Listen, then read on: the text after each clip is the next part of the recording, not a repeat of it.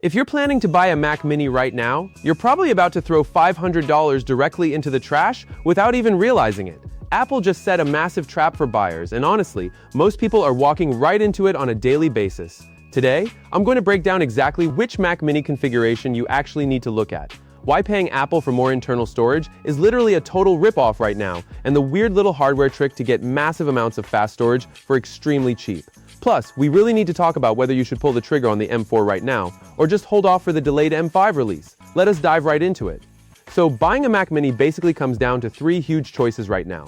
You have to pick the right processor chip for your workflow, figure out how to not get completely robbed on your hard drive space, and finally decide if the M5 is actually worth the wait. But before we get into the full breakdown, I have to admit something. I was watching a tech review video just the other day while researching for my own home studio setup, and I realized I almost made a terrible buying decision myself. It completely shifted how I view Apple's entire pricing strategy right now. Here is the real deal. A little while ago, Apple hiked up the base price of the Mac Mini with the M4 chip by $200. The base model jumped from $599 to $799. The M4 Pro did the exact same thing, jumping up from $1,399 to $1,599. The reason behind this sudden price hike is actually kind of crazy. The whole artificial intelligence boom basically ate up the entire global supply of RAM and solid-state drives. Component prices skyrocketed across the whole industry, and Apple decided to just pass that massive bill right down to you and me. These new higher base prices are just the reality we live in now. They are absolutely not coming back down. But honestly, the machine price going up is not even the biggest problem. What Apple quietly did to their storage upgrades behind the scenes is where they are really squeezing your wallet dry. A few months back, paying Apple for internal storage kind of made sense. It was perfectly integrated and fast. But in June, they quietly cranked up those upgrade prices across the entire board. On the base M4 Mac Mini, it comes with a tiny 256GB drive. That is basically useless for any real workload or file storage. So, if you want 512GB, that is $200 extra. If you want a 1TB drive, Apple wants $500 extra. And if you want 2TB, get ready to cough up a ridiculous $1,000 extra. On the M4 Pro model, going to 1TB is $300 extra, and 2TB is $800 more. Those numbers are pure insanity when you look at the real-world market. For example, you can buy a super fast 1TB Crucial P310 drive for just around $170, or a massive 2TB WD Black drive for only $300. You're looking at a $700 difference for a 2TB drive.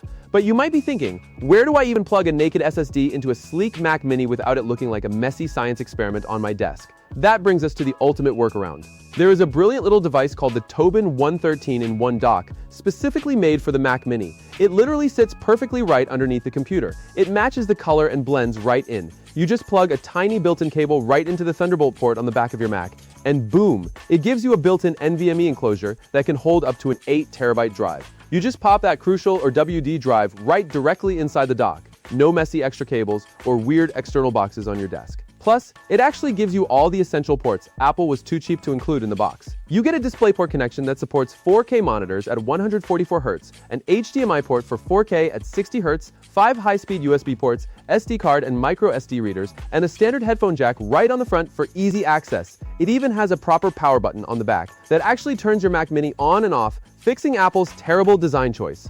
This dock costs about $85, so let us do the simple math really quick. If you buy the base M4 for $799, add the $85 dock, and buy a 1TB Crucial drive for $170, your total is roughly $1,054. If you buy that exact same 1TB setup directly from Apple, it costs $1,300. You literally save almost $300, and you gain 13 extra useful ports, dual and triple monitor support, and a better power button. It is a complete no-brainer.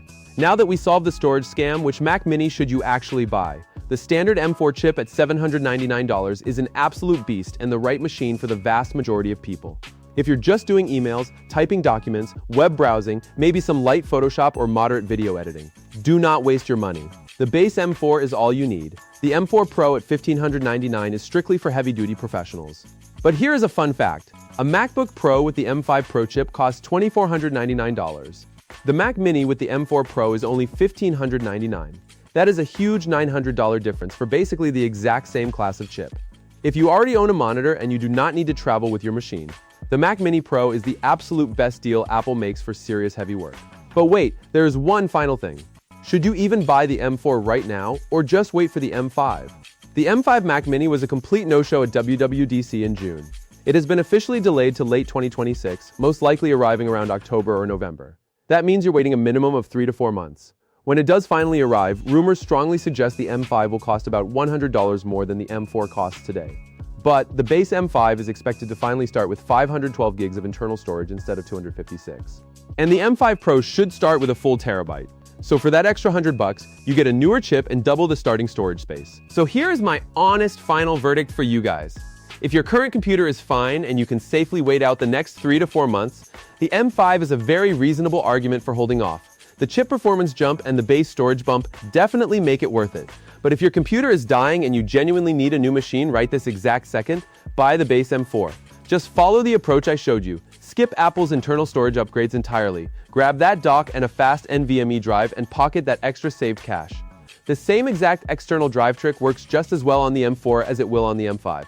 Let me know down in the comments section below, which exact configuration are you going with, and are you buying now or waiting for the M5? Thanks so much for watching, and I will catch you in the next one.